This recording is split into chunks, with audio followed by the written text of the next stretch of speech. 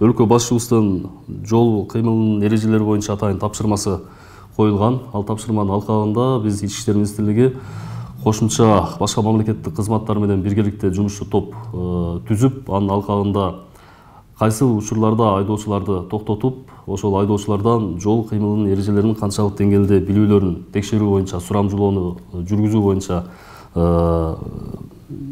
инструкция иштелип чыкты. Анын алкагында бүгүнкү күндө коомдук талкууга коюлду. Биз сунуштап жаткан мыйзам долбоорунда тактана көрсөтүлгөн жол унаа кырсыгына себепкер болгон айдоочуларды гана токтотуп, демек одоно жол эрежесин бузган айдоочуларды гана жеринде токтотуп сурамжылоо иштери жүргүзүлөт.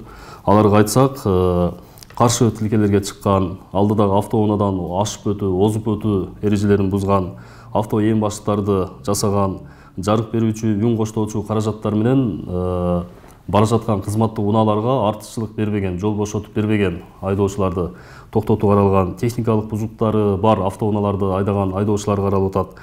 Мамлекеттик номерлары жок унаа каражаттарын башкарган же аларды атайын жаап жашырып алганга аракет кылган айдоочуларды токтотуу каралып атат.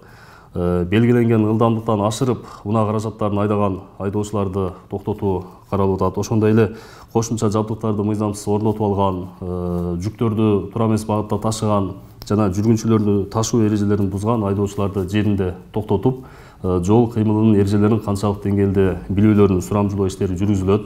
Эгерде жол кыймыл эрежелерин канааттандырарлык деңгээлде билбеген айдоочулар айдоочулардын айдоочулук күбөлүгү убактылуу алынып, өздөрү кайрадан теориялык экзамендерге жөнөтүлөт. Эгерде кайрадан сынак тапшырууга жөнөтүлгөн айдоочу 60 күндүн ичинде кайрадан сынак тапшырбаса, ал унаа башкаруу укугунан убактылуу токтотулат.